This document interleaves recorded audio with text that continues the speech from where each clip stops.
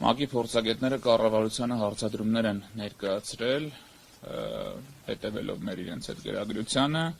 բավականին սուր հարցադրումներ, մի քանի կետով, թե ինչ պատասխան կարող է կառավարությունը տալ 2024 թվականի հունիսի 12-ի ոստիկանական բռնությունների այդ գործով քննության վերաբերյալ, ինչ պատասխան կարող է կառավարությունը տալ ահաբեկչության հոդվածը ձևախեղելու եւ անձանց քաղաքական նկատառումներով այդ հոդվածով հետապնդելու, ինչ միջոցներ է պետությունը ձեռնարկում առհասարակ այս պրոցեսներից տուժած անձանց իրավունքների վերականգնման համար եւ ինչպես նշվեց, մեր կառավարությունը շատ հուսափողական բնականաբար պատասխաններ է տվել, փորձելով արդարացումներ գտնել մարդու իրավունքների կոպտագույն ոտնահարումներին։ Այդ պատասխանները բնականաբար բավարար չէին կարող լինել փորձագետների համար, վստահ ենք, որ իրանք էլ հասկանում են դրանց խեղաթյուրված բնույթը, բայց ամեն դեպքում մենք էլ ենք հարկ համարել յուրաքանչյուր այդ պատասխանին առանձին անդրադարձով մեկնաբանել, մի օրինակ կարճ բերեմ, ընդամենը ասում են, որ դե այդ անձինք ովքեր տուժել են հունիսի 12-ին ստացել են մարմնական վնասվածքներ, իրենց վերաբերյալ նշանակված են դատաբժշկական փորձաքննություններ, հարցաքննություններ, ինտենսիվ քննություն է ընթանում։ Հիշեցնեմ, որ անցել է 2 տարի այդ իրադարձություններից, այդ օրվա միջադեպերին, երբ որ ցուցարարներին են մեղադրանք առաջադրելուց եղել, մոտ 1 ամիս էլ չի տևել երևի թե քննությունը, մարդկանց գործերը ուղարկել են դատարան զանգվածային անկարգություններ կատարելու մեղադրանքներով, բայց այդ նույն օրվա իրադարձությունները, որտեղ ոստիկանները ապօրինաբար կիրառել են չթույլատրված հատուկ միջոցներ, առ այսօր քննությունը շարունակվում է։ Եվ կառավարությանը տրված պատասխանում, որ օրինակ նշանակել ենք փորձաքննություններ, ես ինքս մի քանի դեպքերով ուղեկցել եմ տուժած անձանց, ինչպես այդ օրվա, այնպես էլ դրան նախորդող մայիսի 30-ին, կարծեմ 30-ներ ԱԳՆ-ի դիմաց ոստիկանական բախումներից տուժածներին եւ այլն, մոտարապես 1-1.5 տարի հետո մարդկանց կանչում են, ասում են նշանակել ենք փորձաքննություն, կգնաս արդյոք փորձաքննության, մարդը, որ ասենք այդ օրը ունեցել է կապտուկներ եւ անհապաղ պետքա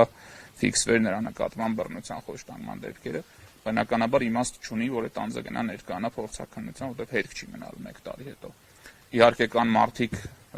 որոնք ավելի լուրջ մարմնական վնասվածքներ են ստացել, բայց նրանց իրավունքների պաշտպանության մասով էլ որևէ արդյունավետ միջոց առ այսօր չի իրականացվել, ընդ որում այդ ամեն ինչը կատարվել է տեսախցիկների տակ, կենտրոնական փողոցում, լրատվամիջոցների ներկայությամբ, այդ բոլորի տեսագրությունները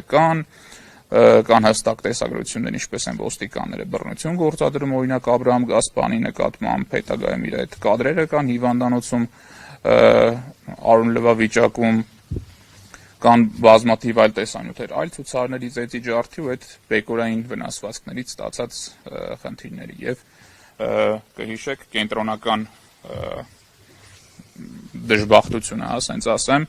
վերաբերում էր ցուցարարներից մեկին, Եսային, ում ձեռքը անդամատները վնասվել էին ծայրատեսակի նռնակից եւ փաստորեն հաշմանդամություն է ձեռք բերել ոստիկանական գործողությունների ընթացքում։ Թվում է, թե ժողովրդավարական եւ իրավական պետությունում այս մարդու նկատմամբ պետք է լինի հատուկ ուշադրություն, նրա հարցը առաջնահերթ պետք է լուծվի, բայց ինչպես նշեց Տաթևիկը, երեք իմացանք, որ բացի այն, որ այդ անձը պատշաճ ուշադրության չի արժանացել որպես տուժող, այլև ընտրությունների ընթացքում, նախընտրական քարոզչության ընթացքում, պատահաբար հանդիպելով Ալեն Սիմոնյանի ՇՔԽՄԲ-ին, ցույց տալով իր վնասված ձեռքը, ասել է սրա համար դուք պետք է պատասխան տաք։ Հարց պատասխան ա եղել այդ մեզ սպառնում ես թե չի, ասել է ոչ, ես ձեզ ասում որ օրենքով դուք սրա համար պատասխան եք տալու։ Դրանից հետո տեղի են ունեցել խուզարկություններ, արգելավումներ այդ մարդու տնից ու Եսային նկատմամբ նաև այսօր մեղադրանք առաջադրված սպառնալի քննչեցնելու վերաբերյալ։ Այսինքն փոխարենը այս անձին, որ ամենաշատն է տուժել այս ոստիկանական ապօրինություններից առանձնահատուկ հոգատարությամբ վերաբերվեն, մի հատ էլ քրեական հետապնդման են ենթարկում արդար պահանջի ներկայացնելու համար, երբ որ անձը ուղղակի ասել է ինձ պատճառված վնասի համար դուք օրենքով սանված կարգով պետք է պատասխան տաք։ Այս տեղեկությունը նույնպես մենք պատրաստվում ենք այսօր ներկայացնել ՄԱԿ-ի փորձագետներին եւ նաեւ այս տեղեկությունը կենտրոնում պահելով առաջիկայում փորձել ենք կապ հաստատել եւ նաեւ ձեր օգնությամբ խնդրելով որ տուժողներն ելով ցանկություն կունենա իր իրավունքները պաշտպանել, մեր հետ կապ հաստատեն, որպեսզի կարողանանք ավելի համակարգային ներկայացնել յուրաքանչյուր անձի իրավունքների խախտում։